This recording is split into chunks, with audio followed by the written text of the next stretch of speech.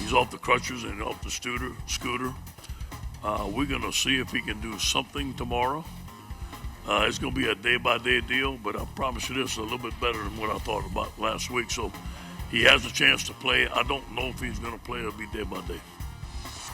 Welcome back. Shout out to that graphic. Go Tigers. Ed Ogeron speaking about the star running back's health. And RJ, needless to say, LSU's success will depend on the health of Clyde Edwards-Helaire's health. I mean, this guy has been as big a part of this as Joe Burrow at times, right? You would think so, right? Because we're talking about 1,290 yards rushing. We're talking about 50 catches, which makes him one of their most dynamic receivers. But also, we're talking about a guy that is responsible for 44% of their rushing attempts, not the offense attempts. For perspective here, we're talking about Ty Davis-Price and John Emery, two freshman tailbacks, who have combined for 96 rushing attempts. That's the same amount of rushing attempts as the one Joe Burrow, who, as we all know, won the Heisman Trophy. So how much of Joe Burrow's success and the success of this offense is predicated off of what they're able to do in the run game when Helaire is healthy? I think they're going to use it much more like a decoy than you might normally see them. But John Emery was a prize recruit coming out of high school. Ty Davis-Price has shown that he can carry the load. He's very, very good back there. But I expect Joe Burrow to do a lot of this, just how he's extended plays and the way he's been elusive. We're talking about a guy who was able to avoid a Georgia rush that was one of the best in the country in the SEC championship game. So I think a lot of this is going to come down on his shoulders, and I think that's exactly how LSU fans would want it. All right, let's move over to the other sideline. LSU will face off with Oklahoma QB Jalen Hurts, who isn't taking any of the credit for the Sooners' success this season.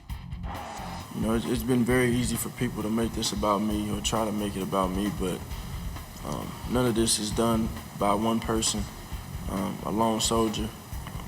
These guys next to me, all the coaches, all the players, they contribute to everything and all of our success. So, you know, we're gonna ride together, and we're gonna work, and we're gonna prepare for what's up next.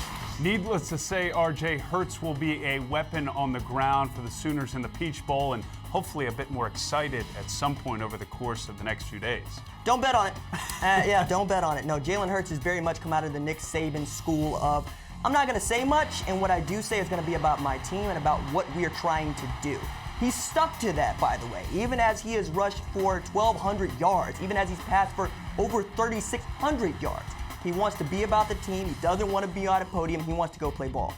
How will CeeDee Lamb and company fare against the DBs as we move to the passing game of Hurts and the Sooners offense against the DBs of LSU?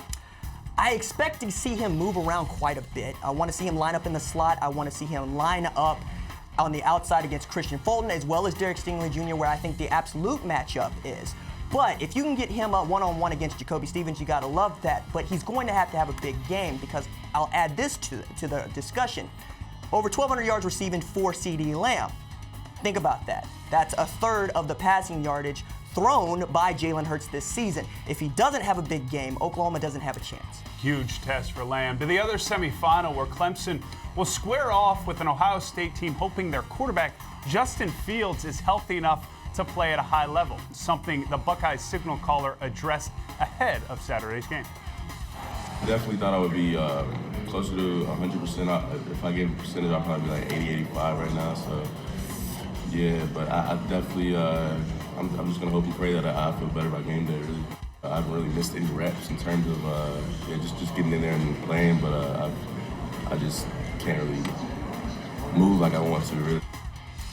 Now, Fields chose not to talk about his knee today during media availability, but needless to say, Ohio State needs a healthy Justin Fields to beat Clemson in the Fiesta Bowl. I love how guys have their percentages down to 80 or 85. That seemed pretty specific. I would take Justin Fields at 80% over many quarterbacks at 100%. Justin Fields, 40 touchdowns, 40 touchdowns, 1 interception thrown. But against that Clemson defense, his legs are going to be valuable, all right? Because if he's going to be your extra man when you're trying to run some option fakes, you're going to need that knee. And what that knee is able to do on Saturday is going to tell you a lot about what Ohio State's going to be able to do. So if we flip this to how they would manage an injury, how does J.K. Dobbins fit into this? How do they lean on him if Fields is at 80, 85%? Well, if you can't get J.K. Dobbins going in this game, you're not going to have much of a chance against a Clemson defense that's just absolutely stout. I enjoy Isaiah Simmons. I enjoy Brent Venables with his get-back coach. But J.K. Dobbins has also rushed for all the yardage this year, right? We also understand that he's the straw that stirs their drink, and that's how you're going to be able to open up for Chris Olave, Austin Mack, and Benjamin Victor, and that really great quartet of wide receivers. All right, let's keep this talk rolling. The Clemson Tigers, the opponent, Ohio State draws a short straw, if you think about it, facing the defending national champion in Clemson, a team that rolled through the regular season and has played on this big stage before. We've been in a lot of big games, and all of our true juniors and true sophomores have played in big games. And as Tremaine said, we really treat every game as a big game. I mean, we really do, and I think that's why we've been so consistent, is we try to put our best foot forward, and we try to play Clemson every week. So, RJ, needless to say, Clemson has been here before, and that might be bad news for Ohio State. Arguably, no team is playing better than the Tigers right now, both offensively and defensively. This is your pick, right? If I'm getting ahead of myself? No. Hey, I like Clemson to win the national championship, and I'll tell you why. 28-0, going back to last season. We continue to talk about their soft schedule, and all they've done is run roughshod over it. And in games like this one, where they've faced just absolutely astounding competition, they've also destroyed that competition. Think about Notre Dame last year, think about Alabama last year, and think about anybody that's been in their way this year. And expectations for Trevor Lawrence were through the roof. And out of the gate, it wasn't meeting him. But down the stretch, he's been borderline perfect. And, oh, by the way, he won the national championship last year as the quarterback. How well is he playing right now?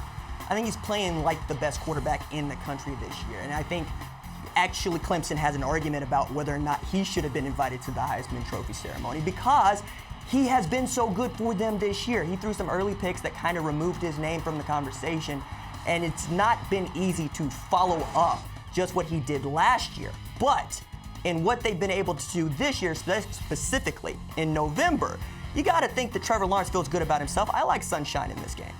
My guy, RJ. I just felt smarter about college football after that segment. Good Appreciate work. you, Mike. All right, coming up, Drew Brees and the Saints have a whole lot to play for on Sunday. We'll hear from the head coach of the Saints and the possibility of resting starters for their matchup with the Panthers. More time to shine after the break.